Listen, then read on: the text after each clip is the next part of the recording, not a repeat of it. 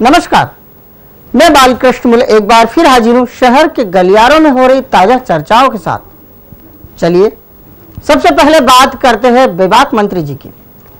प्रदेश के उद्योग मंत्री कैलाश विजयवर्गीय बुराई के साथी कहे जाते हैं। यही कारण है कि वो अपनी बेबाकी से उन नेताओं को मजबूती दे रहे हैं जिनका फिलहाल कोई नाम लेवा भी नहीं है।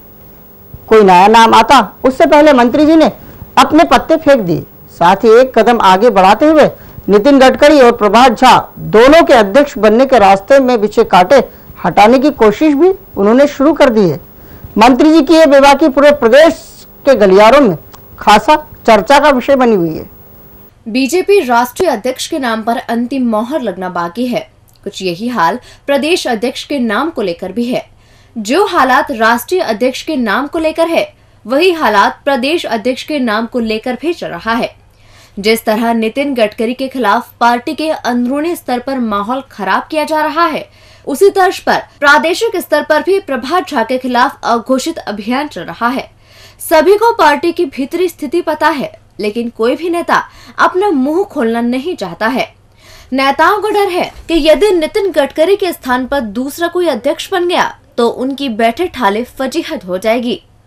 कमोबेश यही हाल प्रदेश अध्यक्ष के नाम को लेकर है।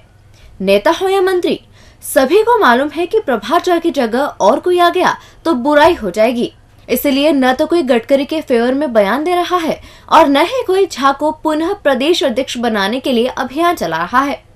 इसी बीच हमेशा से अपने बयानबाजी से सुर्खी में रहने वाले कैलाश विजयवर्गीय ने अभियान छेड़ दिया है। अंदरूनी माहौल को भांपने में उन्हें महारत हासिल है। अपनी बेबाकी से पहचान बनाने वाले मंत्री जी ने खुलकर दोनों नेताओं के समर्थन में माहौल बनाना शुरू कर दिया है। खास बात तो ये भी है कि मंत्री जी ने जिसके लिए कमर कसी है, उनका अध्यक्ष बनना भी लगभग तय है। लेकिन ये बात उनके अलावा कोई भी और बोलने की हिम्मत भी नहीं जुटा पा रहा है। मंत्री विजयवर्गीय ने सार्वजनिक रूप से बयान देकर संगठन चुनाव में अपने खुले पत्ते फेंक दिए हैं। उन्होंने भी ये पत्ते उस समय जग जाहिर कर दिए जब किसी भी बड़े नेता ने प्रदेश अध्यक्ष के लिए कोई नाम ही नहीं दिया। विजयवर्गीय का दावा है कि प्रदेश में झा और राष्ट्रीय अध्यक्ष के रूप में गडकरी को दोबारा ताजपोशी दी जाएगी। ये बयान उस वक्त आया है जब दोनों कार्यकारी अध्यक्षों को लेकर कोई भी खुलकर बयानबाजी करने को तैयार ही नहीं है। मान गए विजयवर्गीय, पार्टी में खलबली मचाना आप ही को बखूबी आता है। लोग तो समय से पहले चिल्लाकर समय आते ही चुप हो जाते हैं, लेकिन आपका टाइम मैनेजमेंट भी उम्दा है। कर लेते हैं 5 दिनों का इंतजार। आपकी कही बात पर मोहर जो लगने वाली है। इंदौर जिले के प्रभारी मंत्री गोपाल भार्गव की साफ गोई ऐसी है कि वो अब अपनी ही पार्टी के मंत्री को जादूगर कहने में भी परहेज नहीं करते। प्रभारी मंत्री ने उद्योग मंत्री कैलाश विजयवर्गीय को ही जादूगर कर डाला। बात सदन के भीतर की है, लेकिन उद्योग मंत्री है कि उन्होंने दादा के कहे पर भी खूब खरी खरी सुना ही डाली। राजनीति में पुराने और संघर्षवान नेताओं की कही बात का उन्हीं के समकक्ष कहे जाने वाले नेता बुरा नहीं मानते। कैलाश विजयवर्गीय के लिए विरोधी यानी उनके अपने दिग्विजय सिंह कलाकार शब्द का उपयोग बड़ी ही आत्मीयता से करते नजर आते हैं। अब की बार उद्योग मंत्री विजयवर्गीय को इंदौर जिले के प्रभारी मंत्री गोपाल भार्गव ने जादूगर कहा है। भार्गव यूं तो सदन में कोशिश करते हैं कि कम ही बोलें, लेकिन विजयवर्गीय की वाक्य पटुता ने उन्हें चुप्पी तोड़ने पर ऐसा मजबूर कर दिया कि उन्होंने बगैर सोचे समझे ही कह दिया, कैलाश जी जादूगर हैं। इतना सुन सदन अवाक रह गया। जिले के प्रभारी मंत्री भार्गव ने अपनी बात को और आगे बढ़ाया और कहा कि कैलाश जी ऐसे जादूगर हैं जो बगैर फाइलें देखे भी सभी को संतुष्ट कर देते हैं। बस क्या था, विजयवर्गीय प्रभारी मंत्री के कहे पर भी सदन में ही जवाब देने में जुट गए। विजयवर्गीय ने कहा कि मैं वो विद्यार्थी हूँ जो जीवन से ही हमेशा पढ़कर परीक्षा देने गया हूँ, कभी नकल नहीं की। सदन में एक ही पार्टी के 2 तेज तर्राट मंत्रियों के बीच हुई शानदार नोकझोंक अब राजधानी के गलियारों से होते हुए जिले में पहुंच चुकी है। कहा जा रहा है कि दिग्विजय सिंह, जिन्हें कलाकार कहते हैं, उन्हें उनकी सरकार के मंत्री और इंदौर जिले के प्रभारी मंत्री भी कुछ कहते हैं।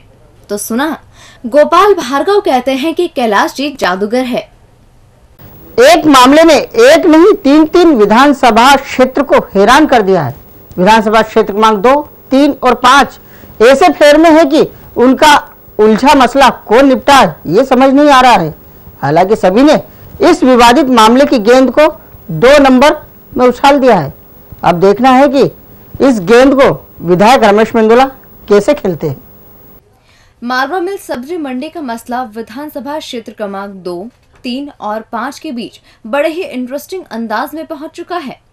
एक सप्ताह से यहां गतिरोध कायम है। कलेक्टर आकाश त्रिपाठी, इंदौर नगर निगम आयुक्त राकेश सिंह और मेयर कृष्ण मुरारी मोघे इस मसले पर कोई हल नहीं दे सके। अब जरा मालवा मिल सब्जी मंडी की कहानी और विधानसभा क्षेत्र का गणित समझ लेते हैं।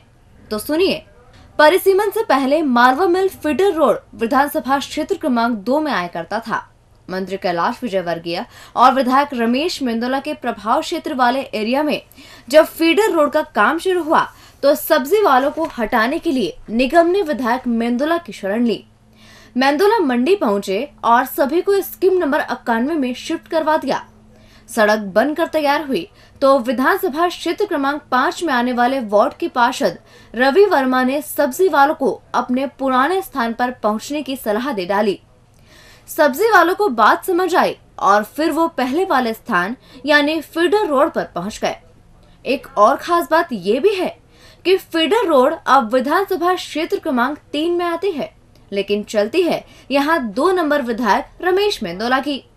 3 विधानसभा वाले एकमात्र मसले को लेकर सब्जी वाले और व्यापारी आमने सामने हैं। सभी ने पुरानी बात को आधार बनाकर फिर से ये गेंद मेंदोला के पाले में डाल दी है। मेंदोला को व्यापारियों और सब्जी वालों ने अपनी अपनी बात समझा दी है। बस अब निर्णय आना है जो कि मेंदोला देंगे, लेकिन ये निर्णय कब आएगा ये किसी को भी नहीं पता। इंदौर नगर निगम में तैनात सरकारी महकमे को सुधारने की कवायद का दौर अब लगातार जारी रहने वाला है। निगमायुक्त की सक्रियता का आंशिक असर भी हुआ है, लेकिन अफसर अब कमिश्नर के साथ वही कर रहे हैं जो कमिश्नर अफसरों के साथ करने पर उतारू है। मतलब साफ है, अब कमिश्नर हर अफसर पर नजर रखे हैं तो अफसर और कर्मचारी दोनों मिलकर कमिश्नर पर। इंदौर नगर निगम को नरक निगम भी आम बोलचाल में कहा जाता है। निगम को ये नाम यहीं के लोगों ने दिया है। अब इसी नरक निगम को एक बार फिर स्वर्ग निगम बनाने की कवायद की जा रही है।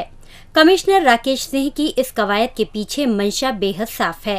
राकेश सिंह चाहते हैं कि निगम में आने वाले आम लोगों का काम समय पर हो और उन्हें किसी तरह की कोई परेशानी न झेलना पड़े। इसी बात की कवायद निगम आयुक्त ने शुक्रवार से शुरू तो कर दी। पहले क्रम में निगम आयुक्त ने निगम के अफसरों और कर्मचारियों को समय का पाठ पढ़ाया, लेकिन इसका असर अभी पूरी तरह से दिखाई नहीं दे रहा है। झूठ बोलने में माहिर हो चुका निगम का हर कर्मचारी इतनी जल्दी यदि सही ढांचे में आ गया तो उसे निगम कर्मी कौन कहेगा। निगम के गलियारों में इन दिनों माहौल बदला बदला सा है। निगम आयुक्त की कई बातों का तोड़ निकालने में निगम कर्मचारी जुटे हुए हैं। निगम आयुक्त ने अपने हिसाब से हर कर्मचारी पर नजर रखे जाने की कवायद शुरू कर दी है, तो कर्मचारी हो या अधिकारी इससे बचने के नुस्खे तलाश रहे हैं। फिलहाल जिस तरह कमिश्नर राकेश सिंह ने नेता नगरी की आड़ में काम नहीं करने वालों को निशाने पर लिया है, उससे माहौल और गर्मा सा गया है। नेताओं के पट्टों को लगा था कि 2 दिन में मामला शांत हो जाएगा, लेकिन ऐसा हुआ नहीं। अब ऐसे में जो काम कमिश्नर कर रहे हैं वही काम अफसरों और कर्मचारियों ने करना शुरू कर दिया है। यानी कर्मचारी हो या अधिकारी, दोनों ही साहब के कार्यक्रमों के साथ साथ उनकी लोकेशन के हिसाब से अपना काम बताने लगे हैं, यानी गायब रहने लगे हैं।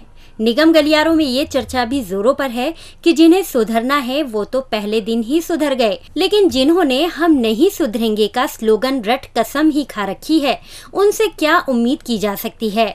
मतलब साफ है, निगम आयुक्त को ये अभियान लंबे समय के साथ साथ सख्त भी जल्द करना होगा, वरना इस नरक निगम को इंदौर नगर निगम बनाना आसान नहीं। और अंत में बात करते हैं असंवेदनशील कहे जाने वाले पुलिस वालों की। पुलिस का निचला स्टाफ हमेशा से ही कटघरे में रहा है। उसकी लापरवाही से भले ही किसी की जान ही क्यों न चली जाए, वो तो वही करता है जिसके लिए वो अपनी पहचान बना बैठा है। गोली लगने से घायल पिंटू के मामले में भी यही हुआ। पिंटू तो चल बसा, लेकिन अब उसके परिजन लापरवाह पुलिस जवानों को बद्दुआ देते नहीं थक रहे हैं। खास बात तो यह है कि यह कोई पहला मामला नहीं है। इससे पहले भी थाना परिसर में घायल पड़े रहे और पुलिस उन्हें समय पर अस्पताल ही नहीं पहुंचा पाई। पुलिस के खिलाफ आम लोगों का गुस्सा हमेशा से रहा है। आम लोग चाहते हैं कि वो अपने लिखे स्लोगन के मुताबिक काम करे, लेकिन ऐसा होता बहुत ही कम है।